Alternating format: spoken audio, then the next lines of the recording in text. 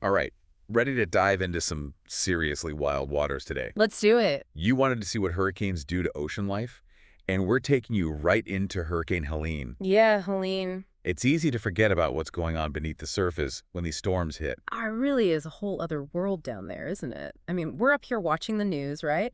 Getting our homes ready, maybe even evacuating. Right. But marine life, they're stuck facing that hurricane head on. No escape route, Nope, none. no early boarding passes or anything. And Helene wasn't messing around, was it? No, no, not at all. This thing was packing some serious power. Absolutely. We're talking 60-foot waves Whoa. towering over. I mean, even the tallest palm trees. It's like the ocean is throwing a tantrum, churning everything up. And I mean everything. Those warm surface waters where those creatures are used to, all mixed up with the cold, deep water. Oh, that can't be good.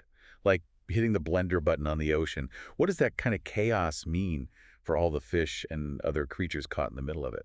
Well, first, you've just got the raw force of the storm, right? Okay. Imagine being tossed around in those waves. Many creatures just end up smashed against rocks or buried in the sand. But, it's not always the force that gets them. Oh, yeah. What else is going on in all that underwater mayhem? Well, all that mixing we talked about, Mm. warm surface water with the cold stuff from the depths. That deep water, it often doesn't have as much oxygen. Huh? So for certain marine animals, it's like suddenly being at the top of Mount Everest, they're gasping for air. So a hurricane is creating a low oxygen environment. Oh. Wow. So they're getting tossed around, they're struggling to breathe. That's more than just a rough day at sea. Yeah, you got it. And then there's the temperature shock, too. I mean, imagine you're a fish, right? Okay. Used to a nice, comfortable, warm temperature, and suddenly you're in a swirling mix of hot and cold. It's disorienting, it stresses them out, and for those that can't handle the rapid change, it can be fatal. It's a brutal combination. The waves, the low oxygen, the temperature roller coaster. And then to top it all off, these hurricanes bring in torrential rain. Yeah. What does all that fresh water do to the ocean? It's almost ironic, right? We're worried about flooding on land, but hurricanes can actually ground fish by flooding the ocean with fresh water. Oh, that's something I never considered. It all comes down to salinity. The ocean has this delicate balance of salt, and too much fresh water throws it way off. For a lot of marine animals, it's like trying to live in soda pop. They just aren't built for it, and the consequences, well, they can be devastating. So we're talking mass die-offs. Yeah. This is way more complex than I ever imagined. And we haven't even gotten to the human element yet. As if the hurricane wasn't bad enough, our actions on land often make things even worse for marine life after the storm passes. Okay, so we've painted a pretty bleak picture here. Hurricanes sound like a nightmare for anything trying to live in the ocean. But I have to imagine there's some good news here, right? I mean, these storms have been around forever. Nature's found ways to cope, hasn't it? Oh, absolutely. It's easy to focus on all the destruction, but the ocean is incredibly resilient. Right? It's been dealing with hurricanes for, well, millennia. And over time, both the ocean itself and everything living in it, they've developed these incredible defense mechanisms. Defense mechanism. So it's not just about weathering the storm, it's about outsmarting it. Exactly. Tell me more. Take coral reefs, for instance. You can think of them as the ocean's first line of defense. They're like giant underwater breakwaters, right? They absorb some of that wave energy and help protect coastlines from the full force of that storm surge. So they're like nature's shock absorbers.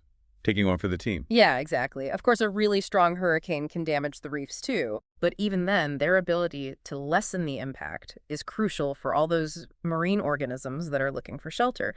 And then you have the remarkable ability of some marine animals to actually sense an approaching storm and, well, get out of the way. Wait, really? Yeah. They know a hurricane's coming before we do? Yeah. What is that? Some kind of sixth sense? Not quite a sixth sense, but they are amazingly in tune with their environment. I mean, think about it. They live in the ocean. Right. So they've evolved to pick up on the subtlest changes.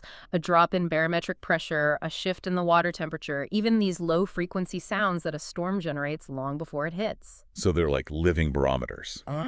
Feeling the storm brewing. That's incredible. Yeah, it really is. And we're just starting to understand how deep this ability goes. There was this fascinating study done on gray triggerfish back in 2019, I believe. Okay.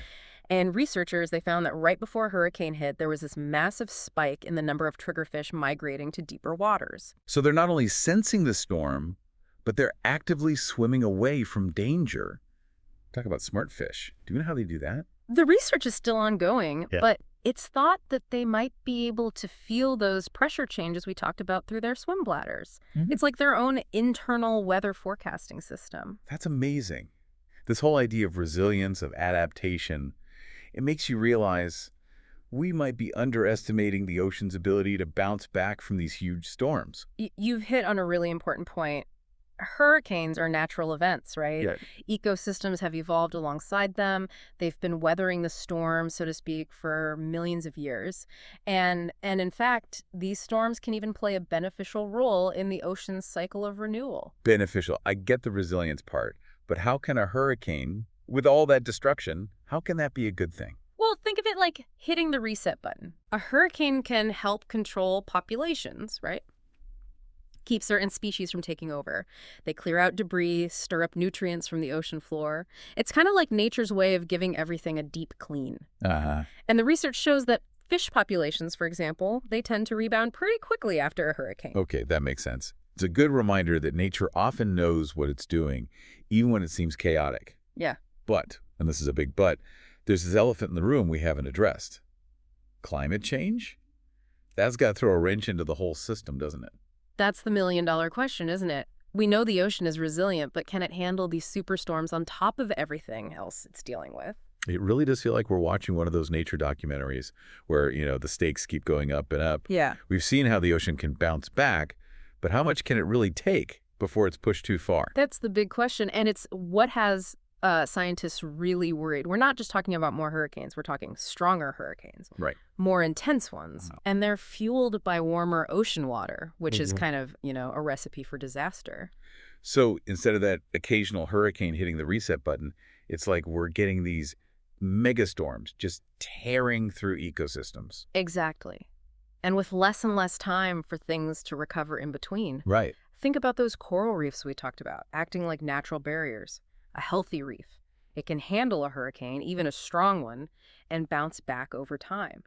But a reef that's already stressed out from, things like pollution and warming waters, then you add in these intense hurricanes year after year.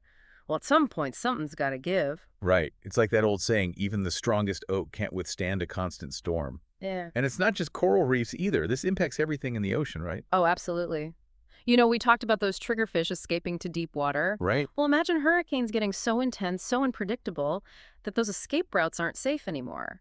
Climate change could really disrupt those adaptations that have allowed marine life to thrive for, millions of years. It is pretty sobering when you think about it. It's like we're messing with the systems that have kept our planet in balance for so long. Feels like we're heading into uncharted territory here. And that's why, the research is so important. The more we know about how all of this works, how hurricanes and climate change are interacting, the better we can try to fix it, right? Protect these incredible ecosystems. So it's not all doom and gloom. What can we do? It feels overwhelming sometimes, like anything we do is just a drop in the ocean. Yeah. But every drop matters, right? I mean, we can reduce our carbon footprint, we can support sustainable fishing, even just, learning about the issues and talking to other people about it. It all makes a difference. These ecosystems, they're resilient, they want to bounce back, but they need our help. It's a good reminder that we're not just, watching all of this happen. The choices we make, the actions we take, they have a real impact on, well, the health of our oceans. Exactly. I mean, Hurricane Helene, that was just one storm, right? But it gives us a glimpse of those bigger challenges our oceans are facing. And every hurricane season, well, it's a reminder of how delicate things are and our responsibility to protect these amazing ecosystems. That's right. As we wrap up this deep dive, I think the real question isn't just about what hurricanes do to marine life. It's about what we're doing to this planet. We've learned a lot. We've explored some fascinating research. And I think the biggest takeaway for me is that the story isn't over. What we do next, how we respond to this challenge, well, that's up to us. Couldn't have said it better myself. The ocean is resilient, but it's not invincible. It's powerful, but it needs our help to weather the storms ahead. And on that note, we'll leave you with this. What actions will you take, knowing what you know now, to help make sure our oceans have a healthy future?